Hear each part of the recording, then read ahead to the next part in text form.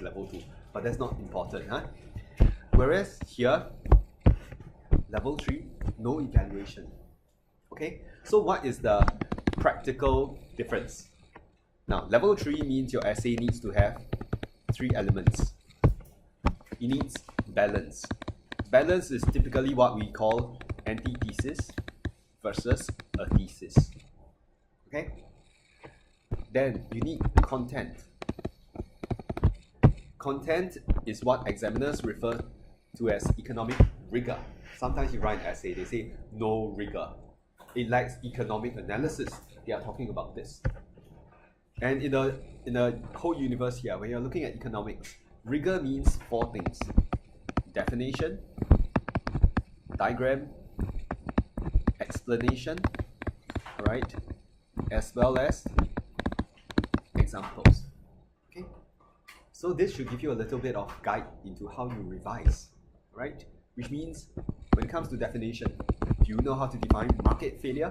Do you know how to define merit goods, demerit goods? All these count. How do you define allocative efficiency? Okay. And diagrams, of course. I will do a quick summary of diagrams in due course. But those things that require diagrams are externalities, imperfect information, okay, effects of a tax or a subsidy, effects of a ban. Those things you can show. In this topic, when we say show, we are talking about cost-benefit diagram. Different from demand and supply, which is price-output diagram. In this topic, it's about cost and benefit. Okay. Explanation. How do you explain your diagram? Okay. So the way you explain your diagram is going to get you marks. Like when you draw an externality diagram. Do you explain how you derived the equilibrium output? Do you explain how you derived the socially efficient output? You gotta say, oh, equilibrium, because they're self-interested. They produce at the point where MPB cuts MPC or PMB cuts PMC. Okay? Now, to this point, anyone doesn't know what I'm talking about? Because it's a new topic, as I mentioned, right? Later, I'll go into a bit more tips to help you revise. Okay? The third one, context. I can tell you, going to the exams, a lot of students are going to get balance. In a sense, when you give them a policy solution, they can tell you what are the pros and cons of that policy, so that's balance. And if they had time to study, they will know how to draw the diagram. They will know how to explain the diagram. So these B and the C usually are not differentiating enough. So how do you differentiate between the top scoring essays and the not so high scoring ones? It's really context. Context means, are you able to apply what you have learned to that specific market?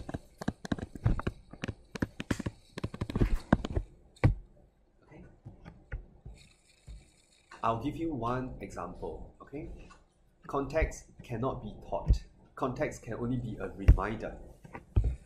Suppose I am going to use a tax to deal with a spillover cost. Have you all learned about this? Taxing externalities? Yes? If you tax a spillover cost, the strength is that you can internalize the externality. You can get rid of the dead weight loss altogether. Okay? A drawback is you may over or you may under tax. You do not know the size of the tax. Correct? And this becomes very rehearsed. Oh, you memorize, you put it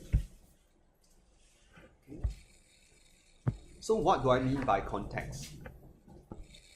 Context means, if I'm bringing up these points, suppose I talk about cigarettes. In the case of cigarettes, I could overtax, I could undertax. Are you able to elaborate based on the case of cigarettes? Like, you could say overtaxation happens because, okay, you cannot, okay, calculate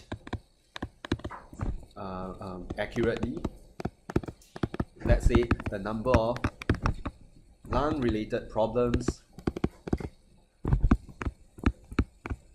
attributed to the inhalation of second-hand smoke. Second-hand smoke.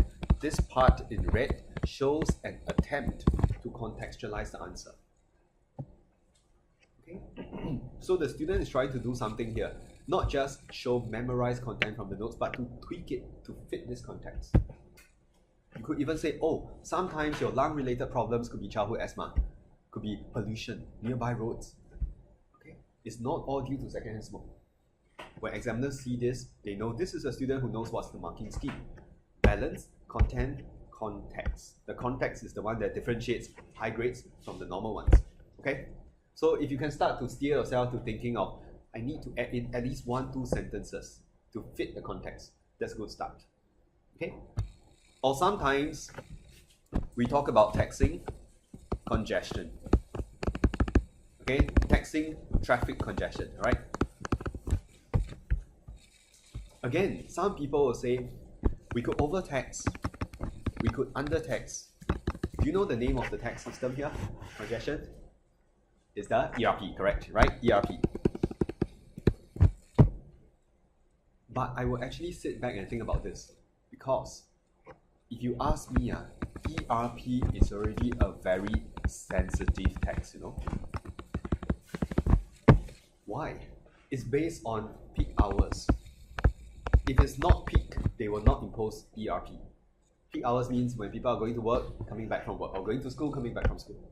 It's also based on certain road stretches. If you ask me, it is already very tailored. I will still want to say this is a limitation, but I want to downplay that limitation. So this gets downplayed. Because I recognize in the case of ERP, they are already trying their best. In fact, in Singapore, we are going to move towards what? Satellite-based ERP. Real time. Now there's a jam here, suddenly there's ERP.